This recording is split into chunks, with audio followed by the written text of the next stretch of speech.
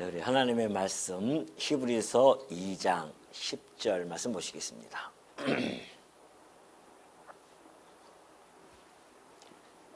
히브리서 2장 10절입니다.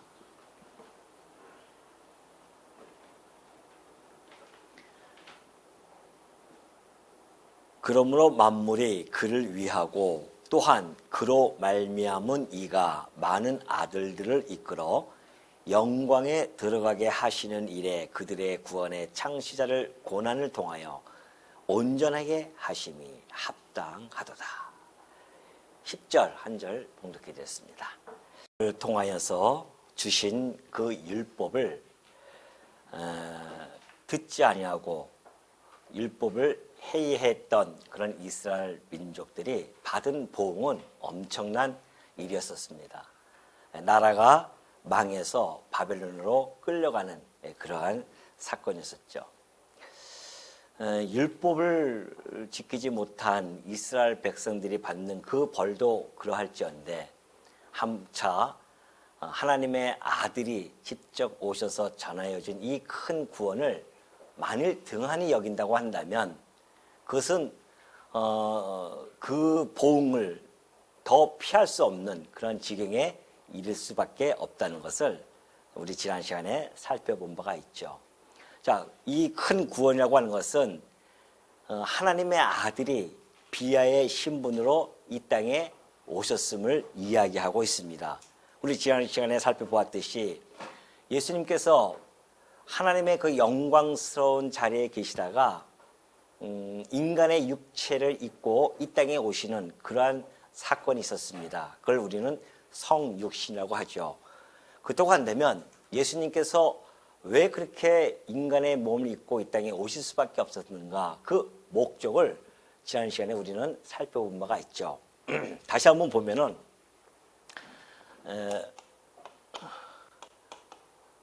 비하의 목적이 있습니다. 비하라고 하는 것은 하나님, 성자 하나님께서 육신의 몸을 입고 이 땅에 오셨음을 이야기하죠. 그뿐만이 아니라 십자가에서 고난을 받고 죽으심까지를 우리는 비하의 신분이라고 그렇게 이야기합니다. 그럼 왜 이렇게 비하의 목적, 이 땅에 이렇게 낮춰져서 이 땅에 왜 오셨을까? 그 목적은 크게 우리가 좀 세분해서 이렇게 보면은 과정적인 목적이 있고요, 궁극적인 목적이 있습니다. 그래서 우리는 먼저 과정적인 목적을 보면은 또 하나는 궁극적이죠. 과정적인 목적은 당신께서 스스로 대속물이 되어져서 당신의 택한 백성들을 구원해 주신다는 겁니다. 그러니까 대속물로서 오셔가지고서는 당신의 백성들을 구원해 주시기 위한 이 목적이 있습니다. 이것은 이제 과정 속에서 나타나는 목적이에요. 그렇다고 한다면 궁극적인 목적이 뭔가? 하나님의 아들을 이 땅에 보내셔서 이러한 일들을 통하여 드러내시고자 하셨던 하나님의 궁극적인 목적은 하나님의 사랑과 그리고 은혜, 이 모든 것들의 영광 계십니다. 하나님께서는 당신의 사랑이 얼마나 크신지를 당신의 택한 백성들을 구원을 통하여서 보여주십니다. 그 영광을 보여주셨어요. 뿐만이 아니라 하나님의 그 은혜의 영광까지도 계시해 주는 것이 궁극적인 목적입니다. 그렇다고 한다면 이 과정적인 목적과 궁극적인 목적을 통하여 드러나는 결과는 어떨까요? 그 결과는 바로 하나님 그 사랑의 영광, 은혜의 영광을 찬송한다는 겁니다. 누가?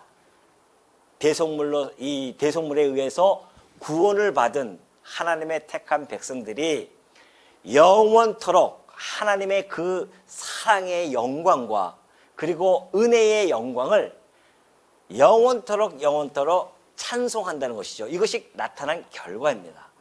그러니까 오늘 이 땅에 하나님께서 이 모든 일들을 섭리해 가시는 마지막, 섭리해 가시는 목적은 당신의 영광을 계시하시는 것이지만 그 계시되어진 걸 통하여 나타나는 결과는 당신의 백성들로 하여금 찬송케 하려는 것. 이것이 바로 하나님이 지금 섭리를 역사해 가시는 그러한 과정이라는 겁니다.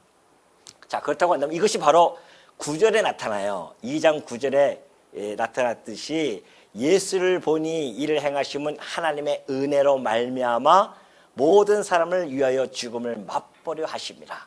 자, 예수님께서 왜 이 대속물이 되어져서 왜 죽으시려고 하는가? 이것이 하나님의 은혜로 되어졌음을 알게 하려는 것이다 라는 것을 지금 9절에서 잘 표현해주고 있습니다. 지금 우리 이 히브리서 기자는요, 이 사건을 결코 소홀히 여길 수가 없는 겁니다. 사실 우리가 성경을 보는 것은 바로 이 사건이에요. 이 사도들도 끊임없이 증거했던 내용이 바로 이 사건입니다. 이 내용입니다. 하나님의 아들이 이 땅에 오셔서 우리를 위하여 죽으시고 우리가 구원에 이르게 되어진 것, 그래서 하나님의 영광이 계시되어진 것, 이것을 계속해서 증거해 주고 있습니다. 우리도 역시 마찬가지죠. 이러한 내용을 날마다 상고하고 잊어버리지 않아야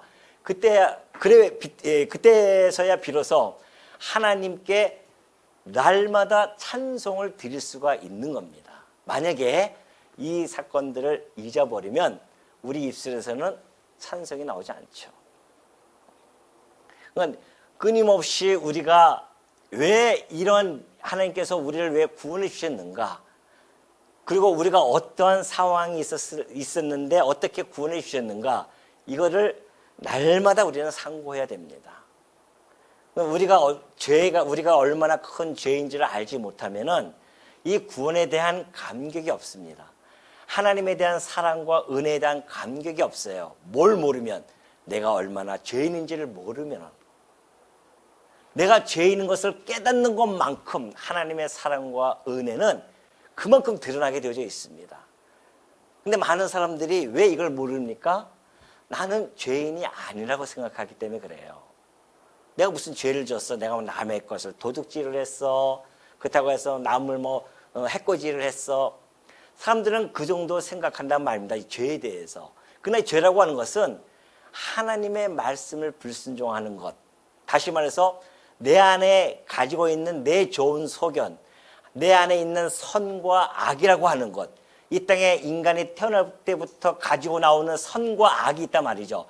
자기 편에서 그런 선과 악을 가지고 있는 그 자체가 사실은 죄라는 겁니다. 왜? 하나님의 선과 악하고 항상 대치가 되어지기 때문에 그렇다는 것이죠. 그래서 우리는 끊임없이 하나님의 말씀을 불순종하면서 살아가는 존재들입니다.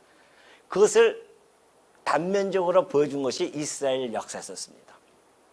하나님의 선과 악이 잘 표현한 것이 바로 율법이거든요. 그 율법은 하나님이 좋아하시는 것, 하나님이 싫어하시는 것을 기록한 겁니다. 근데 인간이 그걸 지키지 못해요. 왜? 자기 편에서 좋은 것, 싫은 것을 판단하다 보니까 율법을 지킬 수가 없단 말입니다.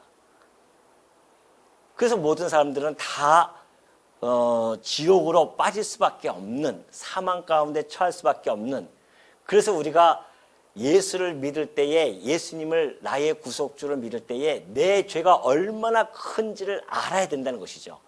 그것부터 시작되어지는 겁니다. 내가 가지고 있는 죄가 얼마나 큰지를 알아야 그리스도의 이 대속물로 오신 것에 대한 감사와 찬송이 터져나오고, 그렇지 못하면은 별 감흥이 없어요.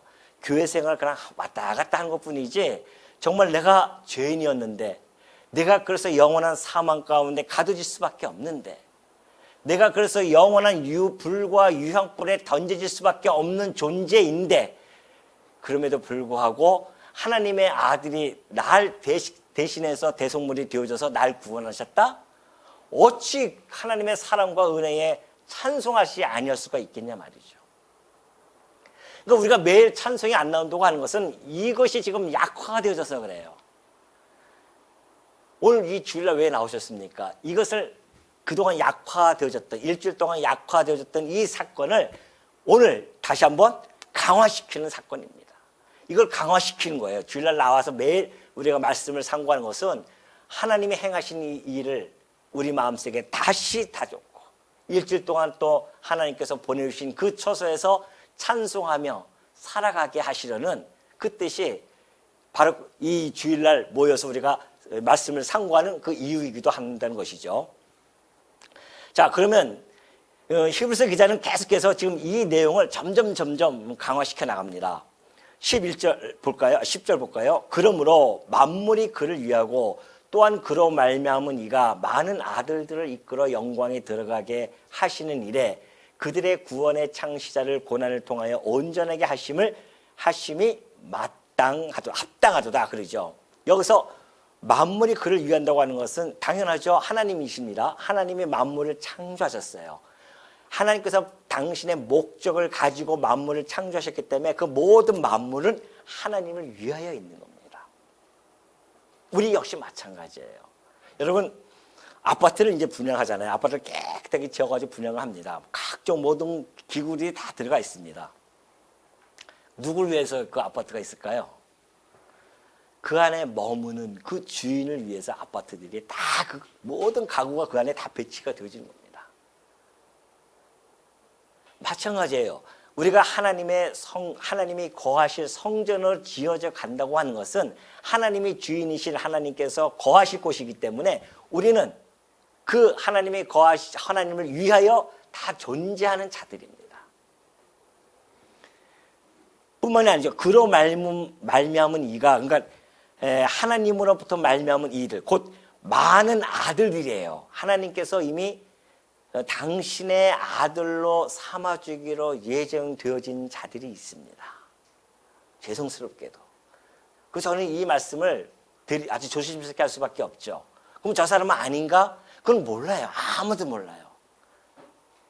하나님의 택한 백성임이 드러나는 것은 그가 예수를 그리스도로 믿을 때 드러나는 겁니다. 그것이 50살 때 되어질지 20살 때 되어질지 70살 때 되어질지 아무도 모르잖아요. 그러니까 성도들이 누구 보고 저런 불택자라고 얘기한다고 하는 것은 오만과 방자입니다. 죽을 때 정말 하나님께서 당신의 백성으로서 돌이키게 하시는 분들도 많이 있거든요. 실질적으로 예수님이 십자가에 돌아가실 때 그러잖아요. 옆에서 강도가 그 예수님을 인정하니까 예수님께서 올 밤 너는 나와 함께 낙원에 이르리라 그러신단 말이죠. 그러니까 우리는 누군지 몰라요. 그러니까 열심히 우리는 하나님의 말씀을 전하는 수밖에 없다는 겁니다. 그런데 그 많은 이들을 이끌어서 영광에 곧 하나님 나라에 들어가게 하시는 일, 하나님 나라에 들어가게 하는 것은 바로 이 과정을 거쳐야 됩니다. 그 영광이죠. 그 영광에 들어가게 하시는 일에 그들의 구원의 창시자래요. 이들을 우리 하나님의 그 만세전에 작정되어진 그 하나님의 아들을 구원에 가기 위한 창시자가 있었습니다. 그분이 바로 예수 그리스도십니다. 이 땅에 그 누구도 구원을 창시한 자가 아무도 없어요. 다시 말해서 창시자는 개척자라는 겁니다. 누가 이 세상의 모든 인류들을 구원해 줄 수 있겠습니까? 아무도 없었어요. 그런데 오로지 예수 그리스도께서 그 구원의 창시자로 이 땅에 오신 겁니다. 그런데 고난을 통하여 이 대속물 고난을 통하여서 온전하게 하심이 합당하다. 우리를 갖다가 하나님 영광에 들어가게 하심이 합당하다는 것이죠. 왜 그런지 아십니까? 왜 예수님은 그 대속물로서 왜 죽으셔야 되는가? 그 고난에 들어가시는 것이 왜 하나님이 합당하다고 그렇게 얘기하고 계시는가? 아담이 타락하고 나서요. 아담이 타락하고 나서 하나님께서 대원칙을 하나 세우셨습니다. 그게 뭔지 아십니까? 인간이 아담이 타락하고 이제 모두 다 죄 가운데서 살아가면서 죽음, 사망 가운데 처하게 되었단 말이죠. 그때 하나님께서는 그들을 건져 주실 수 있는 대원칙을 하나 정하셨는데 그것이 곧 피 흘림이 없이는 사함이 없는 겁니다. 이것이 히브리서에 잘 나타나 있죠. 우리가 이제 후반부에 나가면 나타나는데요. 히브리서 9장 22절에 보니까 율법을 따라 거의 모든 물건이 피로서 정결하게 되나니 피 흘림이 없은즉 사함이 없느니라 그래요. 이것이 하나님이 정하신 대원칙이었습니다. 이 율법은 지금 성문화되어진 거지만은 그 전에 아담이 타락하고 나서 하나님께서 그 아담의 허물을 덮어주기 위해서 가죽 옷을 해 입히십니다. 가죽 옷을 해 입힌다고 하는 것은 그 가죽에 희생이 되어야 돼요. 피 흘림이 있어야 된단 말입니다. 그것은 하나님께서 원시적으로 보여준 거예요. 그리고 그 사건을 확증시키는 사건이 아벨의 제사였었습니다. 아담의 후손이 있었죠. 아담의 아들 가인과 아벨이 있었는데, 가인은 곡식, 이 농사 짓는 자였었으니까 곡식으로 제사를 드렸습니다. 근데 아벨은 양치는 자였었어요. 목축업을 했단 말입니다. 그래서 이 양을, 이 짐승을 잡아서 하나님께 드려요. 근데 하나님께서 이상하게 가인의 제사는 안 받으세요. 싫어하셨습니다. 아벨의 제사는 아주 만족하게 받으셨어요. 그걸 나중에 이제 이 히브리서 기자가 그렇게 이야기하지만 해석하지 않습니까? 믿음으로 아벨은 제사를 지냈다는 겁니다. 무슨 믿음? 피 흘림이 없으면 사함이 없다는 겁니다. 그걸 믿고서는 아벨은 피의 제사를 드렸어요. 그 하나님 그걸 받아주셨단 말입니다. 그 이야기는 아벨의 죄를 용서해 주셨다는 거예요. 그 이후에 하나님께서는 율법을 통하여 성문화시킨 겁니다. 그래서 히브리서 기자가 이 말씀하신 거죠. 율법을 따라서 다 피로서 정결하게 됩니다. 피 흘림이 없으면 사함이 없어요. 그럼 우리 인간의 피 흘려도 우리가 사함을 받습니까? 아니라는 겁니다. 피 흘리는데 무슨 피를 흘려야 되냐면 죄가 없는 피로서만이 사함을 얻을 수가 있어요. 아니, 내가 50년 지금 죄를 져가지고서는 50년 감옥에 있어요. 근데 옆에 있는 감옥에 70년 진 사람이 내가 당신 죄 대신 내가 져줄게. 가능한 겁니까? 너나 70년 세워라, 보내라 그러지. 죄가 없는 분이 내가 대신 저 사람을 위해서 대신 내가 감옥에 들어가 있을 테니까 저분을 건져내 주십시오. 이것은 성사가 되어질 수 있어요. 가능합니다. 마찬가지 원리예요. 우리는 죄 가운데서 다 잉태가 되어지고 죄 가운데서 출생되어지고 죄 가운데 살아가는 자들인데 똑같은 인간이 어떻게 자기 피를 흘려서 죄의 사함을 얻을 수 있겠냐 말이죠. 안 된단 말입니다. 그래서 하나님께서 대체시킨 것이 뭔가? 짐승이에요. 짐승은 인간이 가지고 있는 그런 죄성이 없잖아요. 그 짐승으로 대체해버렸습니다. 그러면 그 짐승의 피로서 죄가 온전해질 수 있는가? 천만의 말씀이죠. 우리의 죄가 그까진 짐승의 피로서 온전을 얻을 수 있는 그런 그 죄가 아니란 말입니다. 그것은 단지 하나님께서 예표로서 모형으로 보여준 겁니다. 그것은 짐승의 피를 잡아서 너희가 죄를 용서함 받듯이, 그러나 이것은 매일매일 잡아야 돼요. 하도 죄를 많이 지니까 인간들이. 그러나 이것은 곧 하나님의 아들, 곧 무죄하신 하나님의 아들이 이 땅에 오셔서 대신 우리를 대신 십자가에서 죽으셔서 우리의 죄를 사해 주실 것에 대한 예표로서 모형으로 보여주었단 말입니다. 그 이스라엘 백성들이 그렇게 수많은 짐승을 잡았던 겁니다. 할 일 없어서 그렇게 잡은 것이 아니에요. 하나님께서 명령하셨기 때문에 잡아라, 잡아라. 왜? 이것이 너희들에겐 복음이야. 내가 하나님의 아들, 내 아들을 곧 보내서 내가 대신 죽일 거야, 이걸. 이것처럼 내가 죽일 거야. 그 이야기였었습니다. 그래서 이 짐승들에게 짐승을 가져요. 오늘 내가 죄를 졌습니다. 그럼 짐승을 가져오면 짐승에게 안수를 하지 않습니까? 그 사람이 안수를 해요. 가지고 온 사람이. 그래서 자기의 죄를 그 짐승에게 전갈시킵니다. 그 짐승을 죽여버리는 거예요. 그럼 내 죄가 용서받았어요. 그럼 내일 죄 안 지면 되는데 내일 또 져요. 그럼 또 어떻게 합니까? 또 죄를, 짐승을 가져오는 겁니다. 이것이 구약의 제사법이었어요. 그 제사법이 하나님의 아들이 오셔서 우리의 죄를 다 전가받으시고 죽으실 것에 대한 모형이었던 것이죠. 그 말씀이 바로 10절의 말씀입니다. 그래서 그가 고난을 받아 십자가에 죽는 것이 합당하다는 겁니다. 왜? 하나님이 대원칙을 정하셨고 그 원칙이 이루어졌기 때문에. 그러니 11절 거룩하게 하시는 이유와 거룩하게 함을 입은 자들이 다 한 근원에서 난지라. 그러므로 형제라 부르기를 부끄러워하지 아니하시고. 거룩하게 하시는 이가 누굽니까? 예수 그리스도시죠. 거룩함을 받은 자들은 성도입니다. 그런 자들이 다 한 근원에서 났다고 합니다. 한 근원에서 났으니까 예수님이나 우리나 다 뭐 비승비동합니까? 천만의 말씀입니다. 하나님께서 당신의 영광과 함께 계셨던 성자를 이 땅에 보내십니다. 성자죠. 예수 그리스도께서 성자 아니십니까? 그분이 오셨어요. 그리고 우리들은 이 성자를 통해서 뭐가 됩니까?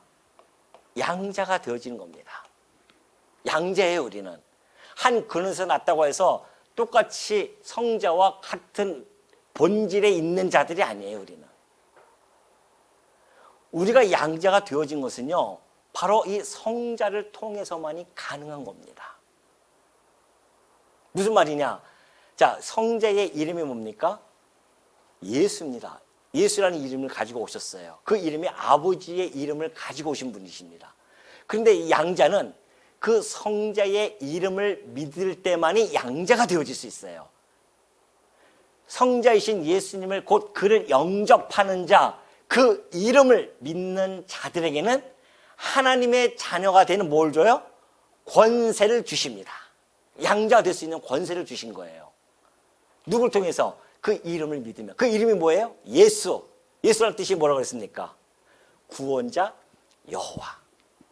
우리는 2000년 전에 오셨던 십자가에서 죽으셨던 그분을 당신은 구약에서 약속되어졌던 구원하러 이 땅에 오신 여호와이십니다. 그 이야기예요. 우리가 그걸 믿는 겁니다. 여호와께서 우리를 구원해 주신다고 약속해 주셨는데 그분이 오신 거예요. 여호와께서 구원 그 약속을 이루시기 위해서. 그래서 예수라는 이름을 가지고 오셨단 말입니다. 구원자 여호와. 그러니까 우리가 그분을 당신은 우리의 구원자 여호와입니다 라고 믿으면 하나님 자녀가 되는 권세를 주셔요. 이렇게 쉬운 게 어디 있습니까? 예, 우리가 왕자가 되려고 하면은 될 수 있어요? 우리가? 없어요. 우리는 아무리 날고 긴다 할지라도 왕자가 될 수 없단 말입니다. 근데 이렇게 쉽게 되어졌어요. 근데 쉬운 게 아니라니까요. 우리 성자의 그 필름의 고난 때문에 우리가 그 길을 갈 수 있는 거 아닙니까? 그 권세를 받았어요. 근데 이 양자는 혈통으로는 그렇게 되어지는 게 아닙니다. 뭐 유대인이 혈통에 의해서 하나님의 자녀가 되어지는 것이 아니에요. 육정으로도 안 돼요. 육의 정에 의해서 태어난 아이들이 되어지는 것도 아닙니다. 오로지 인간의 뜻도 안 됩니다. 내가 되고 싶어서 되는 것도 아니에요. 하나님의 뜻, 하나님부터 난 자들, 그런 자들이 되어집니다. 그럼 하나님께부터 난 자라고 하는 것은 뭡니까? 하나님의 영을 받은 자들입니다. 양자의 영이라고 하는 것은 하나님의 영이에요. 하나님의 영은 곧 그리스도의 영, 성자의 영이기도 합니다. 그 영을 받아야 돼요. 그래야 하나님의 자녀가 되어질 수 있는 권세를 얻습니다. 하나님의 영을 받아야 하나님의 그 아들의 이름을 믿을 수가 있고 그 믿음으로 나타나는 결과는 양자로서 그 권세를 누리게 되어집니다. 이제는 특권이에요, 그게. 그 여러분들은 다 양자로서 하나님의 자녀의 권세를 누리는 자들입니다. 그것도 모르고 세상 살아가는 사람이 얼마나 우리 성도들 중에 그런 것도 모르고 살아가요, 그냥. 그 양자의 권한이 무엇인지를 모릅니다. 양자라고 하는 것은 그리스도와 함께 같이 뭐예요? 상속을 받는 자라는 뜻입니다. 우리는 그리스도께서 받는 그 상속, 그걸 같이 받아요. 하나님 나라를 같이 받는다니까요. 그리스도와 함께 우리는 왕 노릇할 자입니다. 이 시시한 지구 덩어리, 점 같은 이 지구 덩어리 같은 곳에서 우리가 왕 노릇할 자들이 아닙니다. 하나님 나라에서 우리가 왕 노릇할 자들이에요. 그러한 특권을 누리고 삶에도 불구하고 이 땅에서 대대하게 살면 되겠냐 말이죠.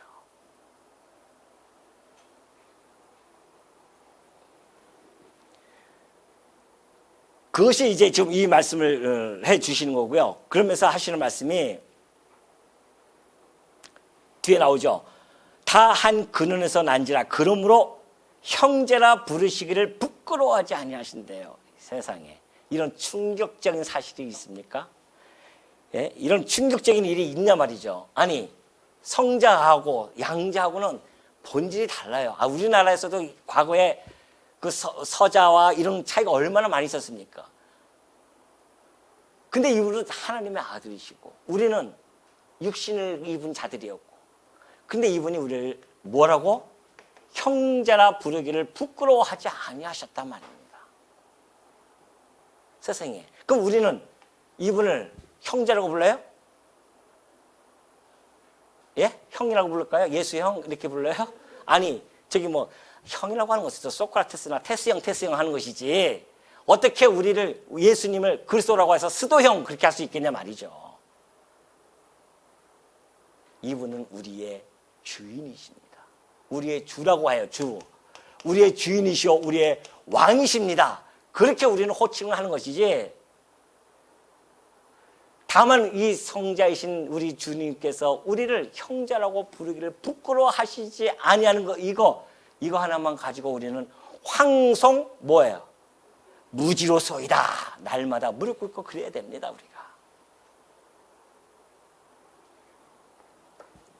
그러니 여러분, 우리가 어떻게 이렇게 우리를 특권을 주게 하신 그리스도를 부끄러워할 수가 있겠습니까? 그가 하신 말씀을 부끄러워해요? 그래서 그분이 하신 그 복음을 전하는 것을 부끄러워합니까?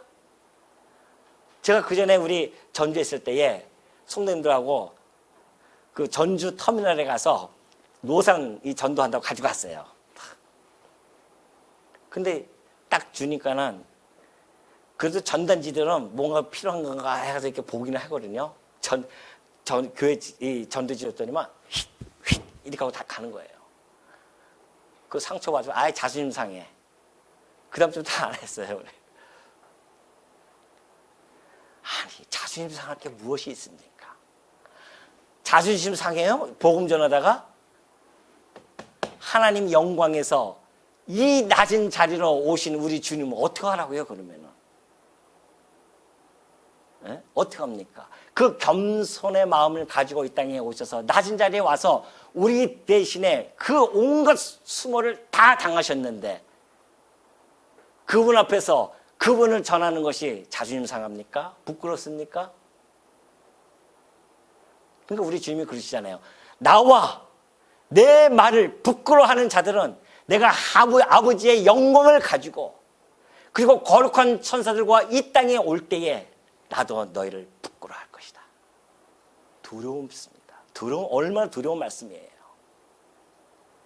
그러니까 우리는 그리스도를 부끄러워할 자들이 아니에요. 그의 아름다운 덕을 선전하면서 살아갈 자들이지.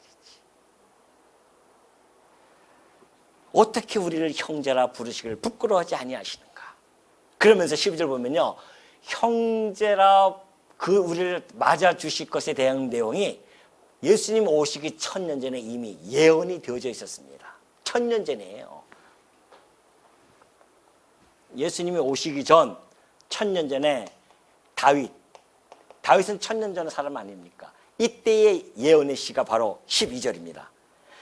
내가 주의 이름을 내 형제들에게 선포하고 내가 주를 교회 중에서 찬송하리라 그래요.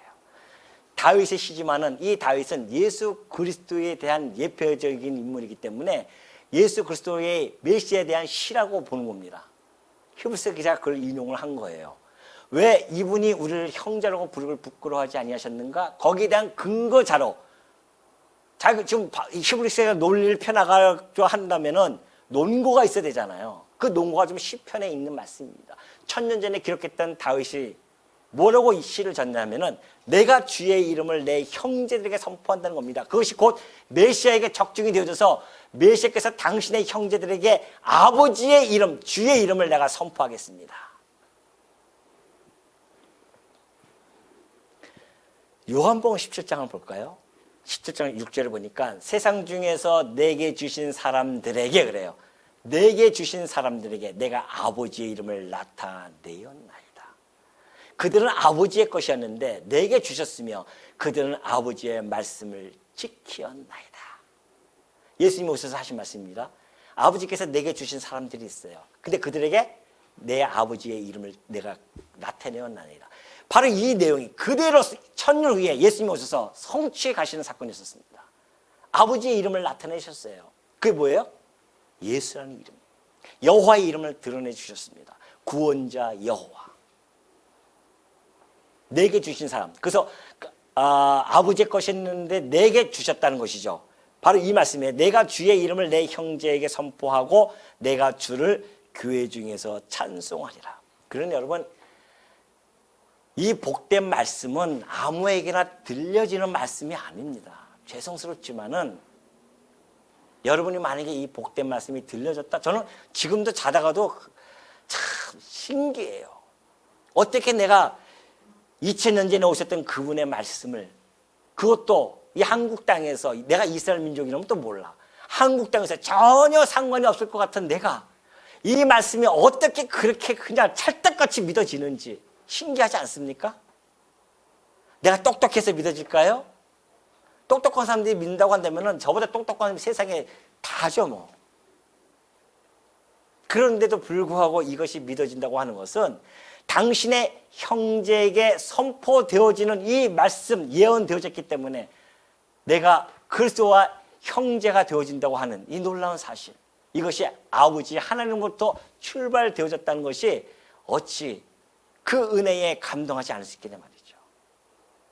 그 말씀이 선포가 되어진 겁니다. 그래서 이 복음이라고 하는 것은 동전의 양면과도 같다고 했잖아요. 그 말씀을 받아들이는 자들은 구원에 이르는 것이고 안 받아들이면 심판입니다.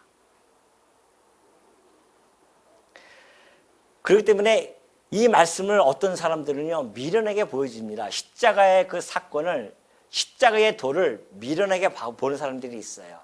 말도 안 되는 미련하게. 그러나 그 십자가의 길 믿는 자들은 하나님의 능력이 나타나서 구원에 이르는 겁니다.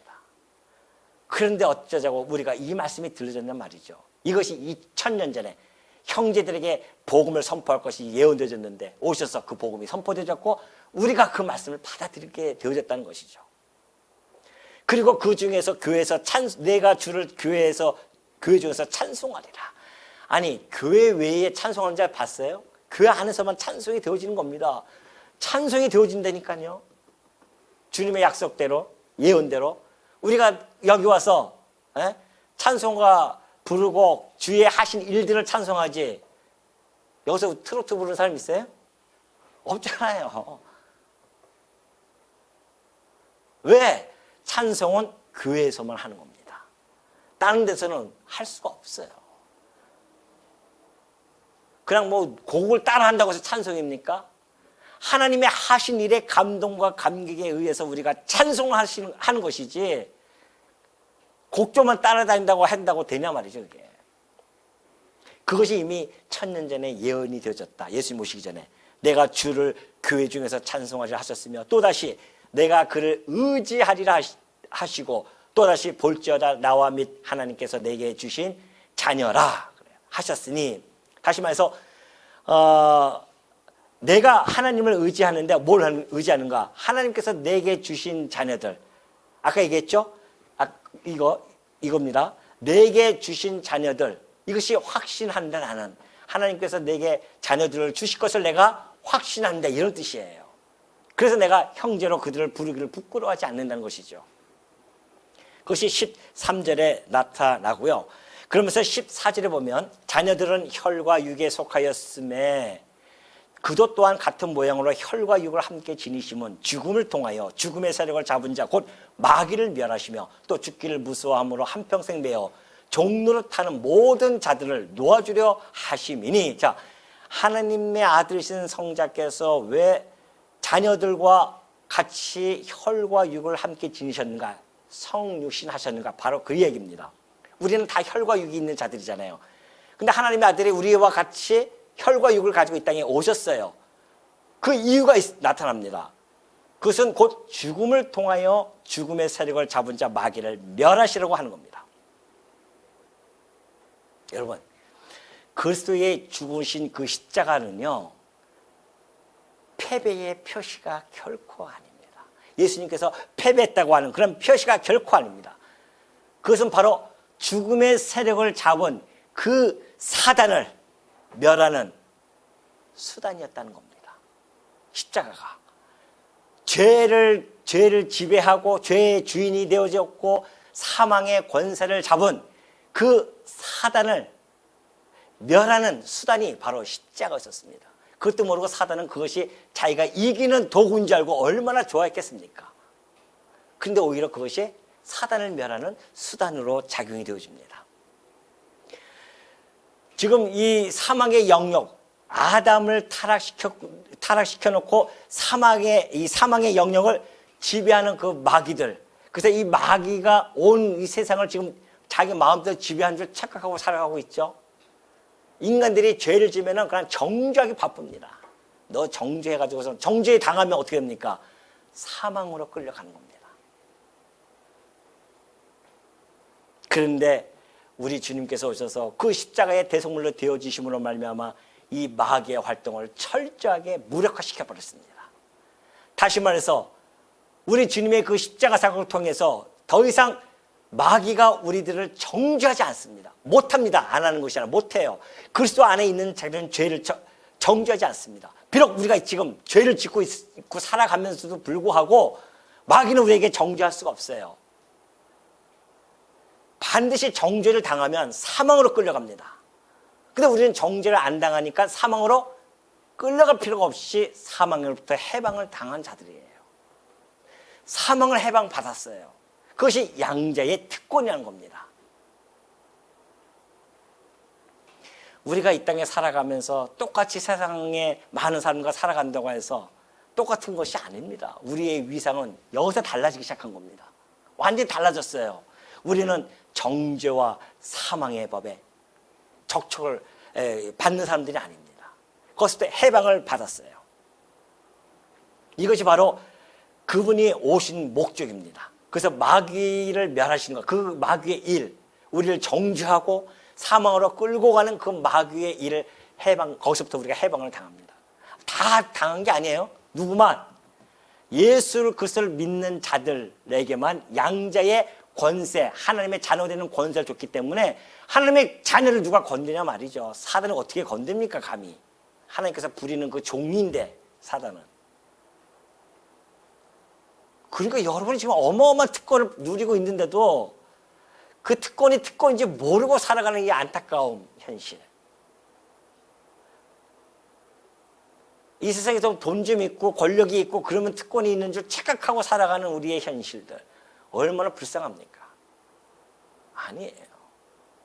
하나님의 자녀가 되는 권세라고 하는 것은 어마어마합니다.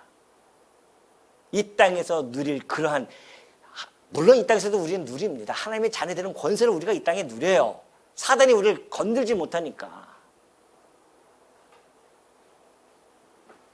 그 마귀를 멸하시며 또 죽기를 무서워함으로 한평생 매여 종노릇하는 모든 자를 놓아주려 하심이니. 여러분, 이 세상 사람들의 그 표현이 너무나 잘 여기서 해줬습니다. 죽기를 무서워, 불신자들이 가지고 있는 죽음에 대한 공포, 죽기를 무서워합니다. 한평생 매여 거기서 종노릇을 하죠. 죽지 않으려고 얼마나 애씁니까? 그 어떤 심리학자가 그 인터뷰를 했어요. 시한부 환자들에게 인터뷰를 했습니다. 그랬더니만 그들에게 나타나는 현상들을 쫙 정리해 봤어요. 그들이 처음에 나타나는 현상은 그렇습니다. 그 이야기를 듣고서는 아주 부정을 해버린대요. 그럴 리가 있습니까? 설마 내가 그렇게 이렇게 시한부를 내가 이렇게 전락할 줄은, 그럼 맨 처음에 부정한대요. 그다음 좀 있으면 이제 분노하기 시작합니다. 하필 나한테 왜 이런 일이 벌어지는 것인가? 분노하기 시작합니다. 그러다가 결국은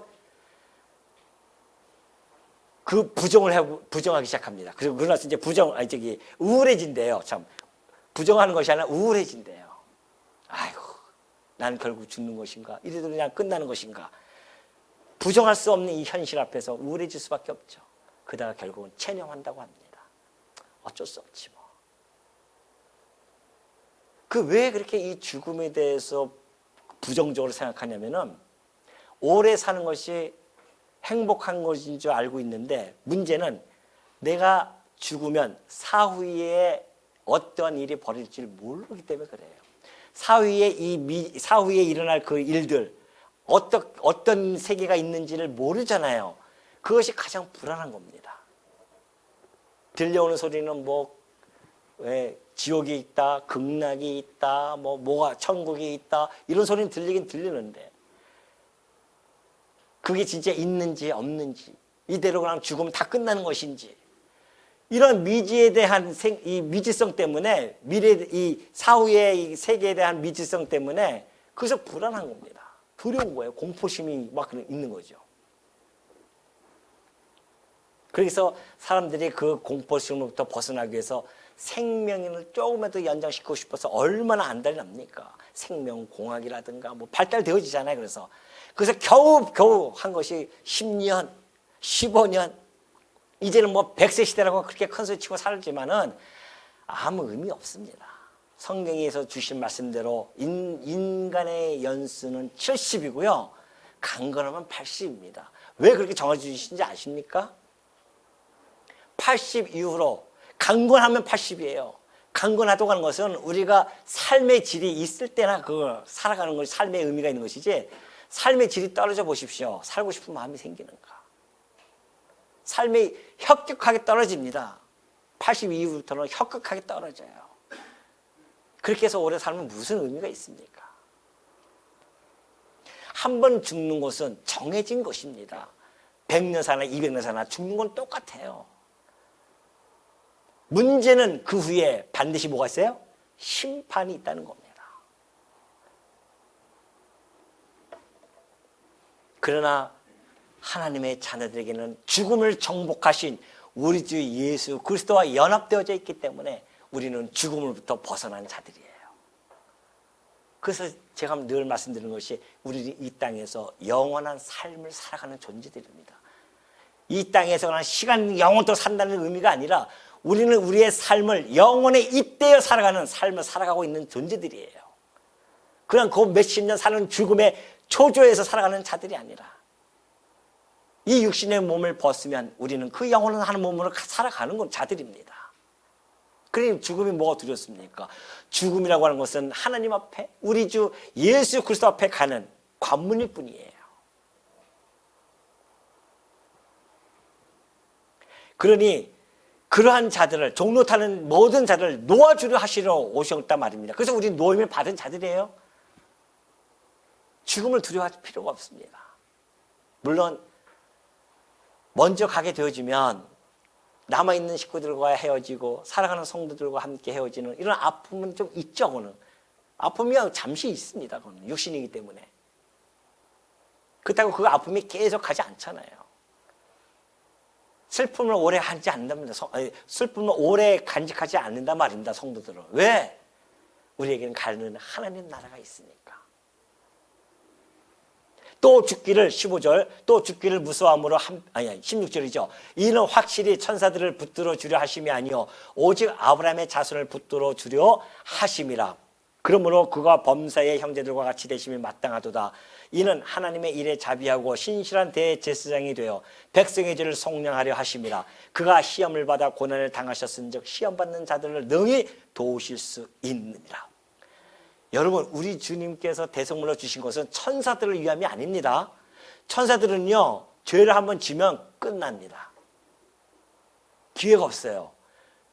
그래서 자기 주의를 떠나서 그 유다에서 보면 그러죠. 자기 주의를 벗어나 가지고서는 처소를 떠난 자들은요, 하나님께서 영원한 결박을 통해서 흑암에 가둬버렸습니다. 천사는 그걸로 끝이에요. 우리 주님이 우리를 구원해 주신 것은 천사를 위함이 아니었단 말입니다. 당신의 자녀들에게는 기회가 딱 한 번 있어요. 이 지상에서 기회가 한 번 딱 있습니다. 뭐예요? 예수 그리스도를 믿고 영접하는 것. 이것이 마지막 기회예요. 그러면서 17절, 그러므로 그가 범사의 형제들과 같이 되심이 마땅하도다. 이는 하나님의 일에 자비하고 신실한 대제사장이 되어 백성의 죄를 속량하심이로다. 예수님께서 중보자로 이 땅에 오셨어요. 대제사장으로 오셨단 말입니다. 그래서 당신의 백성들에게는 자비한 모습을 보여주셨고요, 하나님에게는 신실한 모습을 보여줬어요. 그런 대제사장이 되어져서 백성의 죄를 속량하러 이 땅에 오셔서 죽으셨다. 이것을 계속해서 지금 히브리서 기자가 주지시키고 있는 중입니다. 그러면서 그가 시험을 받아 고난을 당하셨은즉 시험 받는 자들을 능히 도우실 수 있느니라. 아니, 0점을 받은, 빵점을 받은 학생이 빵점을 받은 학생을 도와줄 수 있습니까? 안 돼요. 100점을 맞은 시험을 보고서는 100점을 받은 학생이 빵점 받은 학생을 도우실 수 있는 것처럼 마찬가지입니다. 우리 주님께서는 시험을 받았어요. 평생을 시험을 받았다고 했습니다. 보실까요? 누가복음 22장 28절 보니까 너희는 나의 모든 시험 중에, 예수님께서 이 땅에 오셔서 모든 시험을 당하셨어요. 항상 나와 함께 한 자들인즉 시몬아 시몬아 보라 사탄이 너희를 밀가부르듯 하려고 요구하였으나 그러나 내가 너를 위하여 내 믿음이 떨어지지 않게 기도하였노니 너는 돌이킨 후에 내 형제를 굳게 하라. 예수님께서 모든 시험을 다 당했습니다. 우리 인간들처럼 그런 시험을 다 당했어요. 하나님의 뜻에 불순종하라는 것들, 또는 사단에게 굴복하라는 것들, 또는 이 육체의 고통을 피하라는 이런 유혹들을 많이 받으셨단 말입니다. 그럼에도 불구하고 우리 주님께서는 끈질기게 그걸 승리하셨습니다. 무엇으로요? 하나님의 말씀으로. 그걸 우리에게 보여주신 겁니다. 시험을 당할 자들. 근데 이 사단이 우리를 갖다가 얼마나 시험을 하려고 하는지 몰라요. 베드로도 보십시오. 얼마나 밀가부르듯이 내가 시험을 할 테니까 좀 요구를 하는 겁니다. 하나님께 내가 저 베드로 밀가부르듯이 하겠습니다.